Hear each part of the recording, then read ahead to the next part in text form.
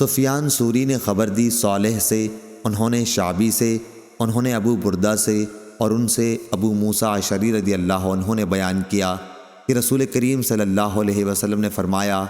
جس کسی کے پاس بھی کوئی باندی ہو اور وہ اسے پورے حسن و خوبی کے ساتھ ادب سکھائے، پھر آزاد کر کے اس سے شادی کر لے تو اسے دگنا ثواب ملتا ہے،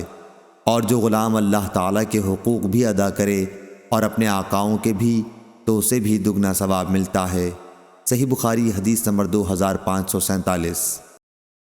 یونس نے خبر دی، انہوں نے زہری سے سنا، انہوں نے کہا کہ میں نے سعید بن مسیب سے سنا، انہوں نے کہا کہ حضرت ابو ہریرہ رضی اللہ عنہ نے بیان کیا کہ ان سے نبی کریم صلی اللہ علیہ وسلم نے فرمایا، غلام جو کسی کی ملکیت میں ہو اور نیکوکار ہو تو اسے 2 ثواب ملتے ہیں۔ اور حضرت ابو ہریرہ رضی اللہ عنہ نے کہا، اس ذات کی قسم جس کے ہاتھ میں میری جان ہے، اگر اللہ تعالیٰ کے راستے میں جہاد، حج اور والدہ کی خدمت کی روک نہ ہوتی تو میں پسند کرتا کہ غلام رہ کر مروں۔ صحیح بخاری حدیث نمبر 2548۔ ابو اسامہ نے بیان کیا، ان سے عامش نے، ان سے ابو صالح نے بیان کیا اور ان سے ابو ہریرہ رضی اللہ عنہ نے کہ نبی کریم صلی اللہ علیہ وسلم نے فرمایا، کتنا اچھا ہے کسی کا وہ غلام جو اپنے رب کی عبادت تمام حسن و خوبی کے ساتھ بجا لائے اور اپنے مالک کی خیر خواہی بھی کرتا رہے۔ صحیح بخاری حدیث نمبر 2549۔ یحییٰ قطان نے بیان کیا، ان سے عبید اللہ نے، ان سے نافع نے کہا اور ان سے عبداللہ بن عمر رضی اللہ عنہ نے کہ رسول اللہ صلی اللہ علیہ وسلم نے فرمایا، جب غلام اپنے آقا کی خیر خواہی کرے اور اپنے رب کی عبادت تمام حسن و خوبی کے ساتھ بجا لائے تو اسے دگنا ثواب ملتا ہے۔ صحیح بخاری حدیث نمبر 2550۔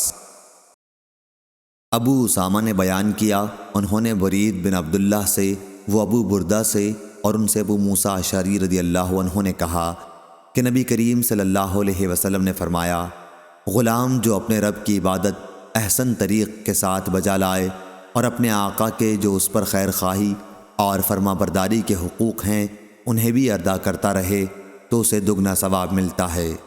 صحیح بخاری حدیث نمبر 2551۔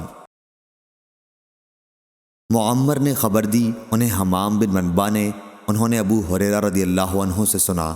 وہ نبی کریم صلی اللہ علیہ وسلم سے روایت کرتے ہیں کہ آپ نے فرمایا، کوئی شخص کسی غلام سے یا کسی شخص سے یہ نہ کہے،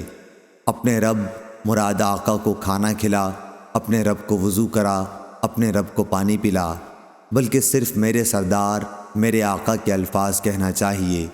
اسی طرح کوئی شخص یہ نہ کہے میرا بندہ، میری بندی، بلکہ یوں کہنا چاہیے میرا چھوکرا، میری چھوکری، میرا غلام۔ صحیح بخاری حدیث نمبر 2552۔